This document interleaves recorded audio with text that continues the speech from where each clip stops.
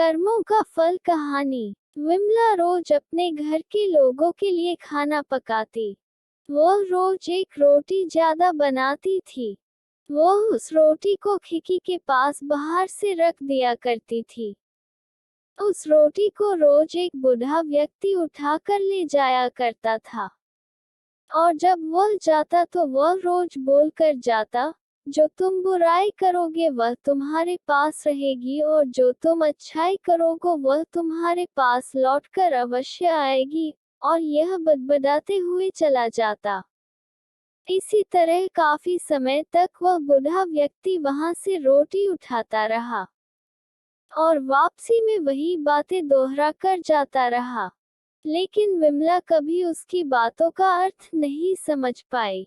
अब वह उससे तंग आने लगी। वह सोचती, बजाय दुआ देने के वह बूढ़ा व्यक्ति उल्टा सुल्टा बोलकर चला जाता है। एक दिन क्रोध में आकर उसने इस बूढ़े व्यक्ति से निजात पाने की सोची। अब उसने उस दिन उस रोटी में जहर मिला दिया और वही खिड़की के ऊपर रखने जा रही थी। तभी उसके अंतर मन से आवाज आई कि विमला, तुम ये क्या कर रही हो? अपने अंदर से आई उस अच्छाई की बात से विमला के हाथ कांपने लगे और उसने जल्दी से उस रोटी को चूल्हे में जला दिया और सोचने लगी है, ईश्वर, इतने दिनों से मैं यहाँ एक रोटी रख रही हूँ, लेकिन आज मैं ये क्या करने जा रही थी। फिर उसने एक और रोटी बनाकर वही खिड़की के सहारे रख दी। कुछ देर के बाद वही बूढ़ा व्यक्ति आया और रोटी लेकर रोज की तरह अपनी बातें दोहरा कर चला गया। विमला जब भी उस खिड़की पर रोटी रखती तो वह रोज अपने बेटे की सलामती की दुआ मांगती, जो कई महीनों से अपने करियर को बनाने के लिए घर से बाहर गया था। उसी दिन शाम को अचानक से कोई दरवाजा खटखटाता है और जब विमला दरवाजा खोलती है तो वह दरवाजे पर अपने बेटे रामू को पाती है। लेकिन रामू की हालत काफी खराब दिख रही होती है। वह काफी कमजोर और भूखा लग रहा होता है। उसके कपड़े भी फटे हुए होते हैं।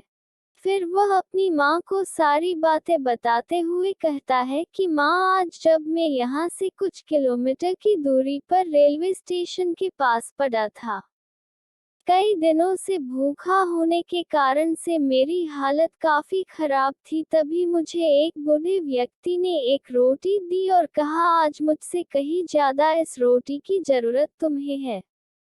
और बड़बड़ाने लगा, जो तुम बुराई करोगे वह तुम्हारे पास रहेगी और जो तुम अच्छाई करोगे वह तुम्हारे पास लौटकर अवश्य आएगी। विमला को समझने में देरी नहीं लगी कि यह बूढ़ा कौन है, और उसे एक जोर का झटका लगा और वह सर पकड़कर नीचे बैठ गई। वह सुबह वाली बात याद करने लगी कि कैसे उसने रोटी में जहर मिलाया था।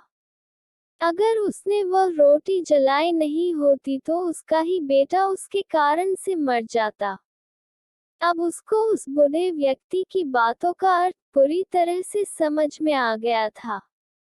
जो तुम बुराई करोगे वह तुम्हारे पास रहेगी और जो तुम अच्छाई करोगे वह तुम्हारे पास लौटकर अवश्य आएगी।